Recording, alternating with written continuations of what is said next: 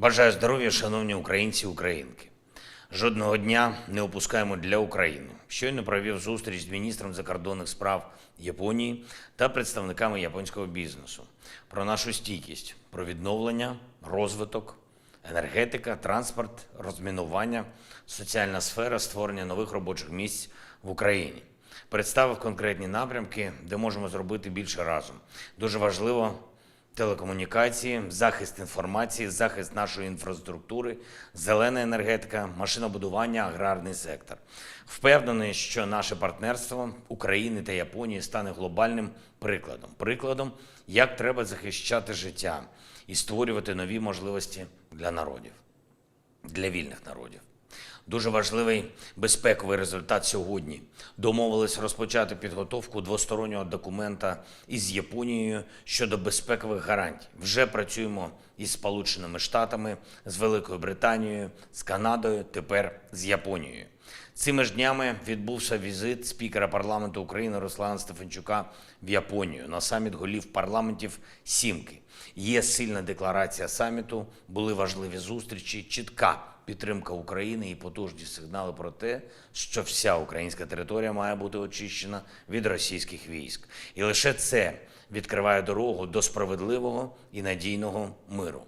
Окремо хочу відзначити аудієнцію у його величності імператора Японії, спікери парламентів «Сімки», спікер українського парламенту, президентка Європейського парламенту. Дуже символічно. І багато говорить про те, чого ми досягли всі разом. Кожен і кожна, хто б'ється заради України, хто працює заради України.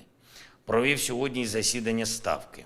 Стійкість – ключове питання. Передусім, наша енергетична стійкість. Те, що потрібно зробити перед зимою. І те, що вже зроблено.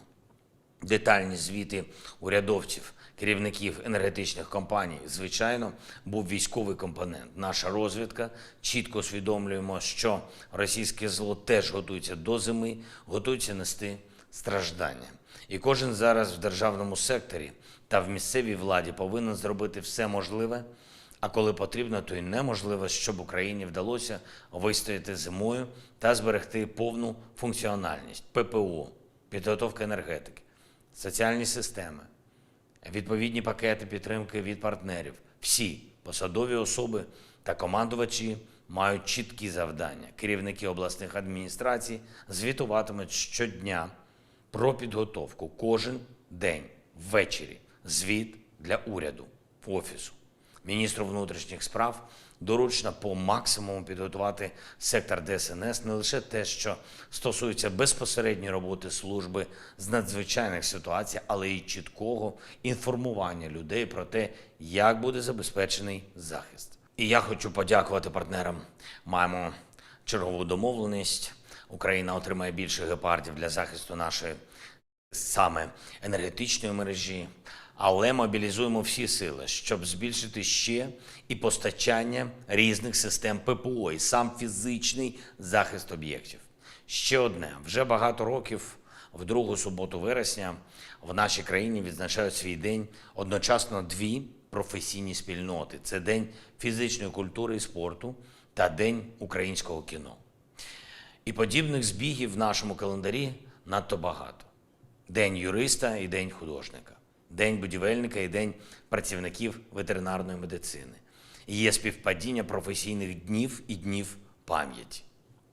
Зокрема, наступного року у травні День пам'яті жертв геноциду кримськотатарського народу збігається із Днем науки. Очевидно, що є багато неприпустимих змішувань сенсів. Деякі професійні спільноти відзначають свій день ще за радянськими лекалами. Деякі надзвичайно важливі дні пам'яті та дні українських здобутків взагалі не відображені у нашому офіційному календарі. Деякі професійні спільноти, чия робота заслуговує і поваги, і уваги, поки що не мають свого професійного дня. Наприклад, спільнота українських істориків.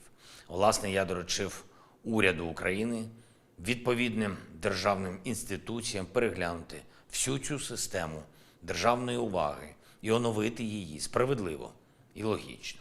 А сьогодні я дякую усім, хто приносить Україні спортивні перемоги, хто тренує наших спортсменів, хто навчає дітей правильній спортивній міцності. І зараз це надзвичайно важливо. Додає українську спортивну інфраструктуру, відповідний досвід, наш спортивний досвід фізичної культури до нової системи реабілітації, до системи відновлення українців і українок після поранень.